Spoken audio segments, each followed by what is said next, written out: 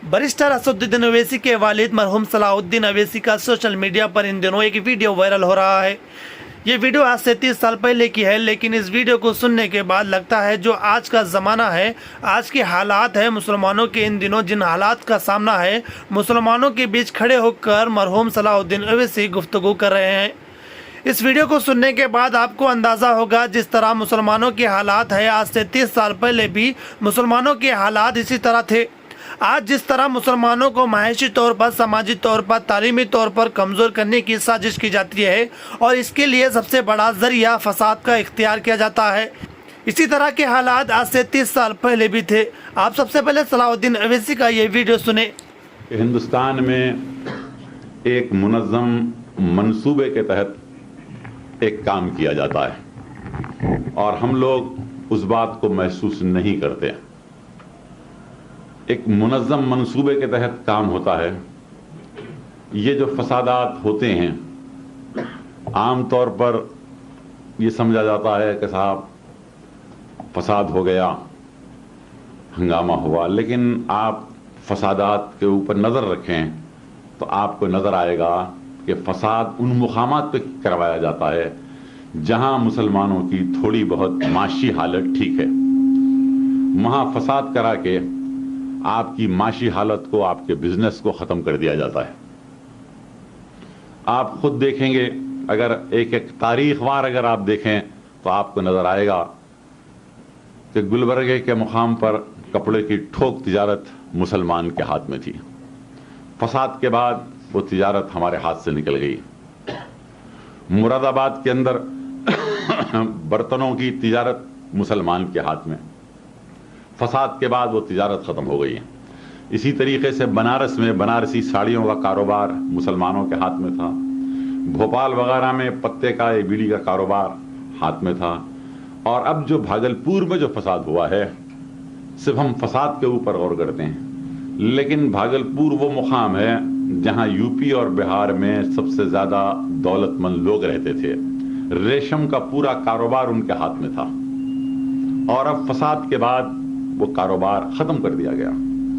तो एक मुनज़्ज़म मंसूबे के तहत ये काम किया जा रहा है, लेकिन प्रोपेगेंडा ये किया जाता है कि साहब जुलूस जा रहा था, मुसलमानों ने पत्थर मार दिया, ये, और हम लोग उसको सही समझ जाते हैं।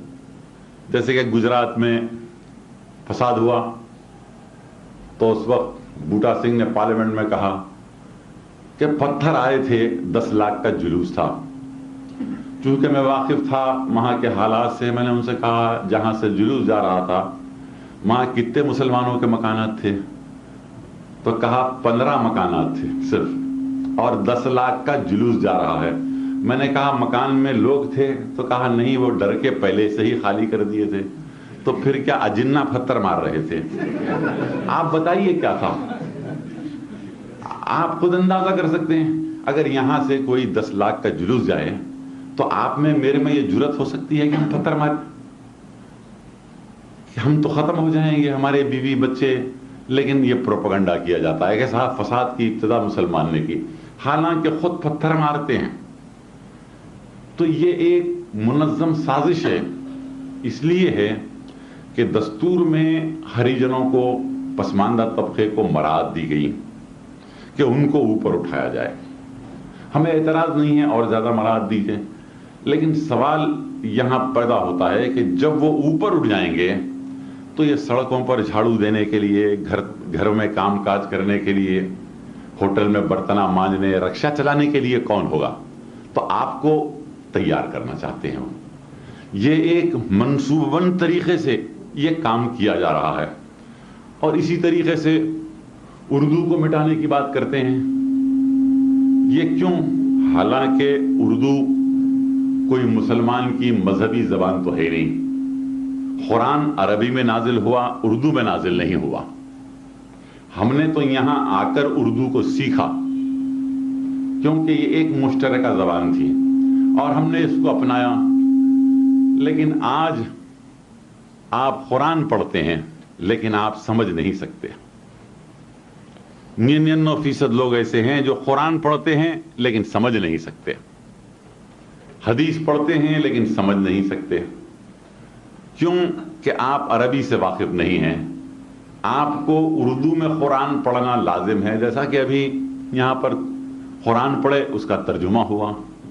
تو وہ یہ چاہتے ہیں کہ اگر اس زبان کو ختم کر دیا جائے تو آپ اپنے مذہب سے، اپنی تاریخ سے، اپنی ثقافت سے، اپنی تہذیب سے محروم ہو جائیں گے. اور جواہر لال نہرو نے اپنی کتاب میں ایک جگہ بڑی اچھی بات کہی تھی کہ اگر کسی قوم کو ختم کرنا ہے تو سب سے پہلے اس کی زبان کو ختم کر دو، وہ قوم ختم ہو جائے گی. تو اس طریقے سے یہ کام کیا جا رہا ہے. اب سرکاری ملازمتوں میں ہمارا تناسب کیا ہے؟ 2% بھی نہیں ہے. اور پھر ہم اپنے بچوں کو جن میں شعور ہے مصیبتیں اٹھاتے ہیں، مشکلات اٹھاتے ہیں، اپنے بچے کو تعلیم دلاتے ہیں. لیکن کبھی آپ بچے کو تعلیم دلاتے ہیں، کبھی آپ جو کورس کے کتابیں ہیں آپ اس کو پڑھ کے دیکھیے تو ایک مخصوص طریقے کے اوپر ہندو مذہب کا پرچار کیا جاتا ہے، مسئلے تناسخ کو سمجھایا جاتا ہے. اسلام میں مر کر دوبارہ پیدا ہونا تو نہیں ہے، سوائے قیامت کے دن اٹھائے جائیں گے سب. یہاں یہ ہے کہ اگر تو برا کام کرے گا تو بندر بنے گا، دوبارہ تیرا جنم ہونے والا ہے. یہ تمام چیزیں بتائی جاتی ہیں اور بچے کے ذہن و فکر میں یہ بات بٹھائی جاتی ہے. اور تاریخ میں بتایا جاتا ہے کہ فلاں بادشاہ نے ایسا ظلم کیا ہندوؤں کے اوپر، تو ان کے ذہن کو شروع سے پوائزن کیا جاتا ہے اور ان کے ذہن کو اس طریقے سے خراب کیا جاتا ہے. یہ ایک منظم منصوبے کے تحت کام ہو رہا ہے اور ہم لوگ بے خبر پڑے ہوئے ہیں. تو ہم کو یہ غور کرنا ہے کہ ہم آج مسلمان ہر میدان میں پیچھے ہو چکا. میں آپ کو حیدرآباد کی بات، چونکہ اپنی ایک مخصوص محفل ہے، عوامی محفل میں تو ہم نہیں کہہ سکتے یہ بات.